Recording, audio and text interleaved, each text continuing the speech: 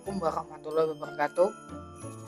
Di sini saya akan mempresentasikan tentang reproduksi bacaan. Sebelumnya saya akan memperkenalkan diri dahulu. Nama saya Febri Indra Kusuma, NIM 133 dari kelas AKS 2D. Reproduksi bacaan merupakan kemampuan dalam membaca dan memahami topik bacaan dari berbagai sumber bacaan, meliputi ringkasan, ikhtisar, resensi, rangkuman, sintesis, abstrak, simpulan, dan sinopsis. Yang pertama, ringkasan. Ringkasan merupakan upaya menyajikan tulisan panjang dalam bentuk singkat dan padat.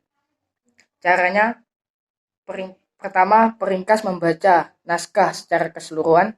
Kedua, peringkas mencatat gagasan utama atau gagasan yang dianggap penting. Yang ketiga, peringkas mereproduksi bacaan. Ikhtisar merupakan menyusun intisari dari bacaan aslinya. Berbeda dengan ringkasan. Ringkasan mempertahankan urutan isi asli dari sebuah bacaan, sedangkan ikhtisar tidak. Cirinya bertujuan untuk mengambil inti dari sebuah karangan dengan bebas mengembangkan kata-kata, tetapi tidak menyimpang dari inti. Urutan gagasan tidak perlu dipertahankan. Merupakan tulisan baru yang ditulis ulang dari inti sebuah gagasan teks. Resensi, tulisan yang mengulas dan memberikan penilaian atas suatu bacaan. Tujuannya menginformasikan kualitas bacaan kepada pembaca, sehingga pembaca dapat gambaran tentang bacaan tersebut sebelum memutuskan akan membaca secara lebih dalam atau tidak.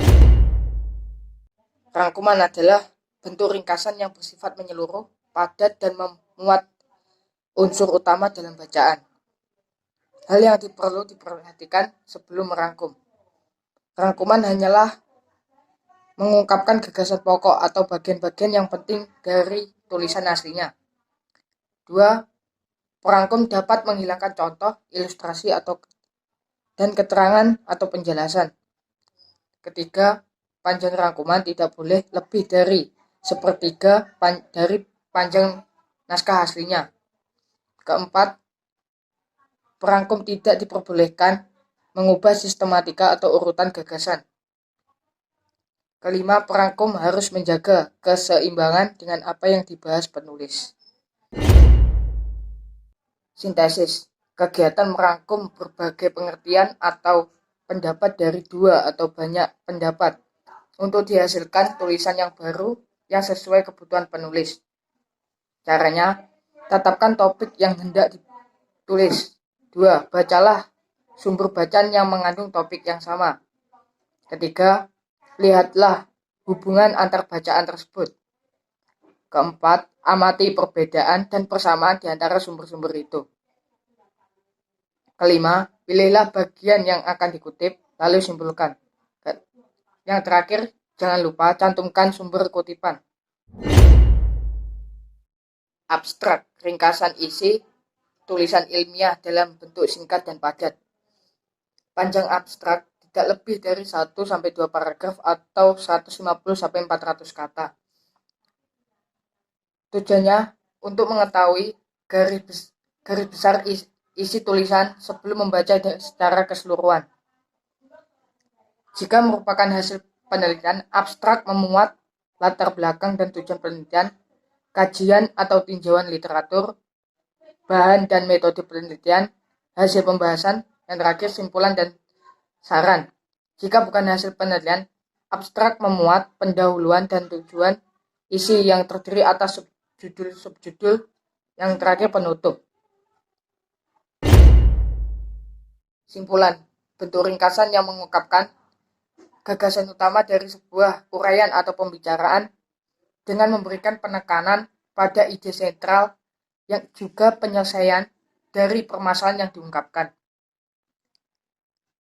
Simpulan juga disebut biasanya pendapat terakhir dari sebuah uraian. Teknik dari simpulan yang pertama, generalisasi, yaitu menarik satu simpulan umum. Yang kedua, analogi. Analogi adalah perbandingan antara satu pembahasan dengan pembahasan yang lain yang serupa. Yang ketiga, sebab akibat, yaitu menjelaskan sebab dan akibat dari sebuah bacaan yang disimpulkan. Tujuannya memperjelas gagasan utama pada bab pendahuluan. Yang terakhir, sinopsis. Sinopsis adalah ringkasan pendek dari suatu cerita atau karangan. Cirinya, alur ceritanya disusun secara berurutan, bahannya yang dipakai bahasanya persuasif, menampilkan konflik yang detail, ringkas, dan menarik. Fungsi dari sinopsis memberikan informasi dan gambaran dari sebuah cerita sebagai prolog atau epilog dari suatu karya tulis. Yang ketiga, draft pedoman pemeran untuk melakukan improvisasi. Sekian presentasi dari saya. Bila ada kurang lebihnya saya mohon maaf. Wassalamualaikum warahmatullahi wabarakatuh.